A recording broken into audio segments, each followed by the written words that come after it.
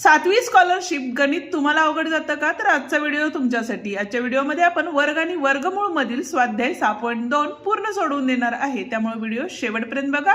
Video आवडला तर व्हिडिओला लाईक, शेअर आणि कमेंट करायला विसरू नका आणि त्याचप्रमाणे जर चॅनलवर नवीन आणि पहिल्यांदाच असाल तर चॅनलला नक्की सबस्क्राइब करून बेल आयकॉन दाबा। पहिला प्रश्न बघतोय, काय सांगितलेलं आहे बघा। हरबाजवळ जेवढ्या घोंगड्या आहेत त्याच्या दुप्पट किंमत प्रत्येक घोंगडीची आहे। ठीक आहे, म्हणजे जर घोंगड्या आपण काय घेतल्या, एक्स घेतल्या, तर त्याची किंमत काय असणार आहे, त्याच्या दुप्पट म्हणजेच किती असणार आहे, 2x असणार आहे। बरोबर आहे। पुढे काय सांगितले, त्याच्याकडे एकूण रुपये 4608 च्या घोंगड्या असल्यास त्याच्याजवळ एकूण किती घोंगड्या आहेत, म्हणजेच आपल्याला काय करायचे, x ची किंमत या ठिकाणी काढायची आहे। म्हणजेच आता या ठिकाणी बघा, ज्या वेळेला आपण एखादी वस्तू घेतो आणि त्या वस्तूची किंमत माहिती असेल, म्हणजेच काय, जर 2 रुपयाचा पेन घेतले आणि असे आपण 4 पेन घेतले तर 4 गुणिले 2 करतो। त्याच पद्धतीने आपल्याला काय करायचं आहे, घोंगड्या किती आहेत, x आहे, ठीक आहे, गुणिले किंमत किती आहे, 2x आहे। तर या ठिकाणी एकूण घोंगड्यांची किंमत किती झाली आपली, तर 4608 इतकी झालेली आहे।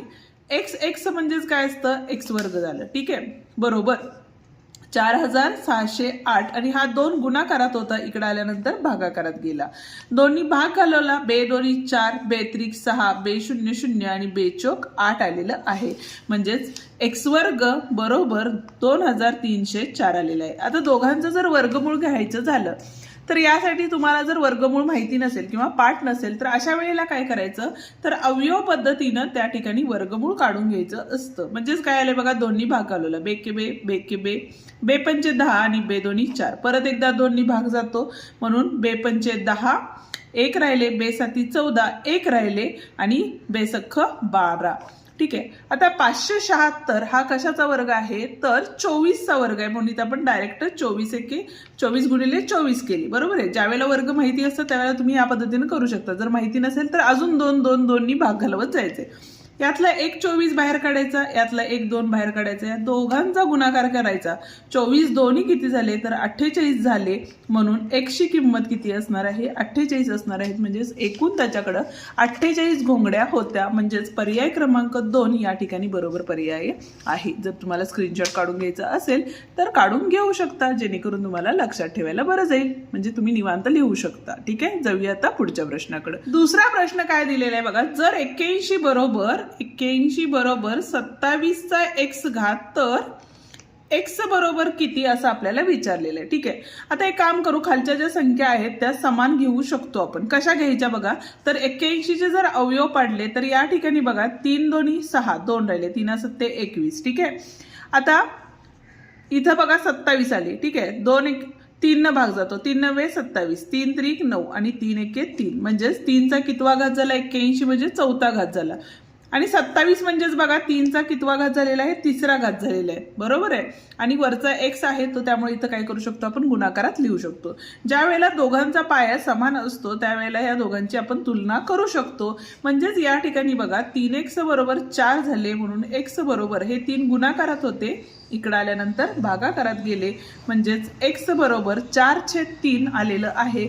म्हणजेच पर्याय क्रमांक 4 या ठिकाणी काय आहे, बरोबर पर्याय आहे। ठीक आहे, जाऊया आता तिसऱ्या प्रश्नाकडे। आता या ठिकाणी बघा तिसरा प्रश्न आहे, या ठिकाणी तुम्ही जर अवयव पद्धतीने काढून गेला तर वेळ लागणार आहे, पण ट्रिक वापरून सोडवला तर पटकन सुटणार आहे। आता काय ट्रिक आहे बघा, इथं 110.25 दिलेले आहे, या संख्येचे वर्गमूळ किती असं आपल्याला विचारलेलं आहे।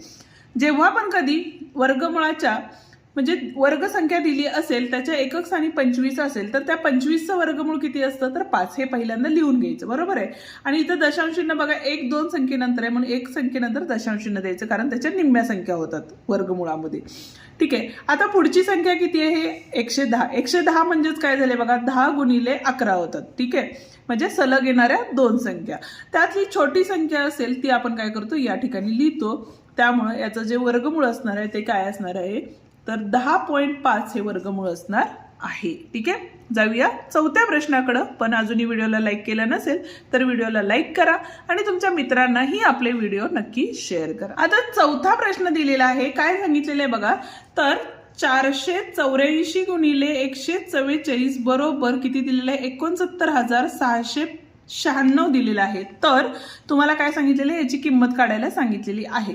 ज्या वेळेला अशा संख्या दिलेल्या जातात त्यावेळेला उत्तरच म्हणजे प्रश्नामध्येच उत्तर असतं, हे आपण कालच्या व्हिडिओमध्ये पण बघितलेलं आहे. तर यामध्ये बघा आता या दोघांचा गुणाकार काय आला, एवढी संख्या आलेली आहे. तर 144 ने जेव्हा ह्या संख्येला भाग घालू त्यावेळेला उत्तर काय मिळणार आहे आपल्याला, तर 484 मिळणार आहे. बरोबर आहे. म्हणजे त्याचं जे उत्तर असणार आहे ते काय असणार आहे, वर्गमुळात 484 असणार आहे. पण आता या ठिकाणी बघा वरच्या दशांश चिन्हानंतरच्या संख्या जास्त आहेत आणि इथली संख्या काय आहे, कमी आहे. त्यावेळेला काय करणार, 3 वजा 1 म्हणजेच काय झाले, 2 आले. म्हणजे दशांश चिन्ह देताना 1 2 या ठिकाणी येणार आहे. ठीक आहे. तर याचे जे वर्गमूळ आहे ती किती असणार आहे, 22 असणार आहे. पण आता दशांश चिन्ह देताना 1 2 आहे, त्याच्यामुळे पाठीमागून एक संख्येनंतर दशांश चिन्ह असणार आहे. का तर 484 चे वर्गमूळ हे किती आहे, 22 आहे. पण आपल्याला इथं दशांश चिन्ह दिल्यामुळे पाठीमागून एक संख्येचं दशांश चिन्ह आपण घेतो, कारण संख्या निम्म्या होतात म्हणून. बरोबर आहे. म्हणजे पहिला क्रमांक पर्याय आहे तो या ठिकाणी काय आहे, बरोबर पर्याय आहे. ठीक आहे. आता पाचवा प्रश्न जो आहे काय सांगितलेलं आहे बघा, 5 गुणिले 5 चा वर्ग वजा 5 गुणिले 4 चा वर्ग दिलेला आहे. तर यम वर्ग आहे, तर यम ची किंमत किती असं आपल्याला विचारलेलं आहे. ठीक आहे. आता या ठिकाणी बघा 5 गुणिले 5 चा वर्ग म्हणजेच या ठिकाणी काय झाले बघा, 5 वर्ग गुणिले 5 वर्ग वजा 5 वर्ग गुणिले 4 वर्ग बरोबर यम वर्ग. ठीक आहे. इथं सुद्धा 5 आहे, इथं सुद्धा 5 आहे. म्हणजे आपण काय घेतले, 5 वर्ग बाहेर काढले तर आतमध्ये काय राहिले आपले, तर 5 चा वर्ग वजा 4 चा वर्ग बरोबर यम वर्ग राहिलेले आहे. ठीक आहे. त्यामुळे या ठिकाणी काय झाले बघा, तरी 5 चा वर्ग गुणिले 5 चा वर्ग किती असतो, 25. 25 वजा 4 चौक 16 झाले बरोबर यम वर्ग. ठीक आहे. आता या ठिकाणी बघा हे 5 वर्ग तसेच राहिले, 25 वजा 16 म्हणजेच किती आले, 9 आले बरोबर यम वर्ग. पण आता या ठिकाणी हा 5 चा वर्ग आणि इथे किती आहे, 3 चा वर्ग बरोबर काय आले, या ठिकाणी यम वर्ग आले. ठीक आहे. आता 5 चा वर्ग 3 चा वर्ग आहे, इथं सुद्धा यम वर्ग आहे आणि आपल्याला यम ची किंमत काढायची आहे म्हणून आपण वर्गमूळ घेतलं तर या ठिकाणी काय असणार आहे आपलं, तर 5 गुणिले 3 बरोबर काय असणार आहे, यम असणार आहे. म्हणजेच या ठिकाणी बघा पर्याय क्रमांक 3 बरोबर आहे. ठीक आहे. ही आपली पहिली पद्धत होती. आता दुसऱ्या पद्धतीने जर विचार केला तर सोडवून घेऊन सुद्धा आपण या ठिकाणी करू शकतो. म्हणजेच इथं बघा 5 5 किती झाले, 25 चा वर्ग वजा काय असणार आहे, 4 5 20 चा वर्ग म्हणजे इथं आले 20 चा वर्ग. 25 चा वर्ग 625 वजा 20 चा वर्ग हा किती असतो, 400 असतो. बरोबर आहे. गुणाकार केला तर या ठिकाणी हे 5 आले, इथं आले 2, 7 न 4 गेले 2 राहिले, 225 आले. हे कितीचा वर्ग आहे आपला, तर 15 चा वर्ग आहे. आणि 15 हे कशाचे अवयव आहेत, तर 5 गुणिले 3 चे आहेत. म्हणजेच उत्तर काय असणार आहे आपलं, 5 गुणिले 3 आहे. म्हणजे या दोन पद्धती आहेत, त्यातली कुठलीही पद्धत तुम्ही या ठिकाणी करू शकता. ही थोडीशी सोपी आहे त्यामुळे या पद्धतीने केला तरीही चालेल. आता जो 6वा प्रश्न आहे, 4096 या संख्येचे वर्गमूळ किती याचं उत्तर तुम्ही मला कमेंट करणार आहात. कारण वर्गमूळ कसे काढायचे अवयव पद्धतीने ते तुम्हाला मी सांगितलेलं आहे. त्या पद्धतीने तुम्ही वर्गमूळ काढा आणि त्याचं उत्तर काय येईल ते कमेंटमध्ये नक्की सांगा. जाऊया आता पुढच्या प्रश्नाकडे. पुढचा प्रश्न ही सेम आहे. इथं बघा कर्णी चिन्हात 289 बरोबर किती. आता 289 म्हणजे हा कशाचा वर्ग आहे, तर 17 चा वर्ग आहे. त्यामुळे या ठिकाणी काय असणार आहे, उत्तर 17 असणार आहे. ठीक आहे. आता या ठिकाणी बघा कर्णी चिन्हात काय दिलेलं आहे आपल्याला, 7 गुणिले 8 गुणिले 9 गुणिले 10 आणि अधिक 1 आपल्याला दिलेलं आहे. ठीक आहे. आता गणित जर सोडवलं तर या ठिकाणी बघा 8 9 72 झाले. बरोबर आहे. 72 गुणिले 9, 9 2 18 चले 9 7 63 आणि 1 64 झाले. गुणिले 10 केले तर या ठिकाणी बघा 6400 किती आले, 80 आलेलं आहे. आणि अधिक 1 म्हणजे 6481 या ठिकाणी येणार आहे वर्गमुळात, 6481.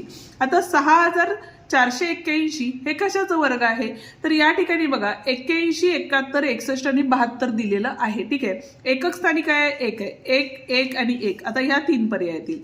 त्यातला आता जर सोप्या पद्धतीने करायचं झालं तर या ठिकाणी बघा 80 चा वर्ग जर केला आपण तर किती होतं, 88 64 आणि हे 0 0 म्हणजे हे जे वर्गमूळ आहे ते कशाचं असणार आहे, 81 चं असणार आहे. ही एक सोपी ट्रिक आहे. म्हणजे पटकन आपल्याला काय होतं, काढता येतं. म्हणजे प्रत्येक वेळेला गुणाकार करत बसण्याची गरज नाही. आणि याचं उत्तर तुम्ही एकदा टॅली करून बघू शकता. ठीक आहे. जाऊया आता पुढच्या गणिताकडे. आता या ठिकाणी बघा पुढील पर्यायापैकी पूर्ण वर्गसंख्या कोणती असं विचारलेलं आहे. ठीक आहे. तर यामध्ये बघा, जर तुम्हाला दशांश चिन्हानंतर 2, 4, 6 असे समसंख्या येत असेल तर ती काय असणार आहे, हे पूर्ण वर्ग संख्या असणार आहे.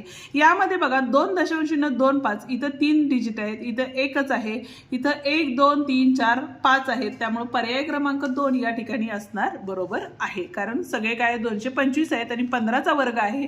पण या ठिकाणी दशांश चिन्ह देतील त्यावेळेला दशांश चिन्हानंतर समसंख्या यायला लागतात. तेच काय असणार आहे, तुमची पूर्ण वर्ग संख्या असणार आहे. ठीक आहे. आणि या पद्धतीचा प्रश्न आपण मगाशीच सोडवलेला आहे. तो प्रश्न आता जर सोप्या पद्धतीने सोडवायचा झाला तर या ठिकाणी बैजिक सूत्रांचा वापर करू शकतो. ए वर्ग वजा बी वर्ग, म्हणजेच या ठिकाणी बघा 35 वजा 28 एका कंसात आणि 35 अधिक 28 एका कंसात आणि इथं आले आपले यम वर्ग. ठीक आहे. वजाबाकी केली तर इथे किती आले बघा, 7 आले. गुणिले या दोघांचा बेरीज केली तर 8 आणि 5 13, हातच्याला 1, 3 आणि 3 6 बरोबर यम वर्ग. गुणाकार केला 7 त्रिक 21, 6 सत्ते 42, 43 44 या ठिकाणी आलेला आहे. म्हणजे 441 आलेला आहे. आणि 441 हा कशाचा वर्ग आहे, तर 21चा वर्ग आहे. म्हणून यम बरोबर किती असणार आहे, या ठिकाणी 21 हे उत्तर असणार आहे. ठीक आहे. या ठिकाणी आपला स्वाध्याय 6.2 संपतो. उद्याच्या भागात आपण स्वाध्याय 6.3 बघणार आहे. त्यामुळे व्हिडिओ बघायला विसरू नका. आणि चॅनलला अजूनही सबस्क्राईब केलं नसेल तर चॅनलला नक्की सबस्क्राईब करून बेल आयकॉन दाबा. कारण अशाच आपल्या नवनवीन ट्रिक्स वापरून गणित कशी सोडवायची हे आपण आपल्या चॅनलवरती शिकवत असतो. बाकीचे व्हिडिओ बघायचे असतील तर त्याची लिंक डिस्क्रिप्शन मध्ये दिलेली आहे, ती तुम्ही बघू शकता. धन्यवाद.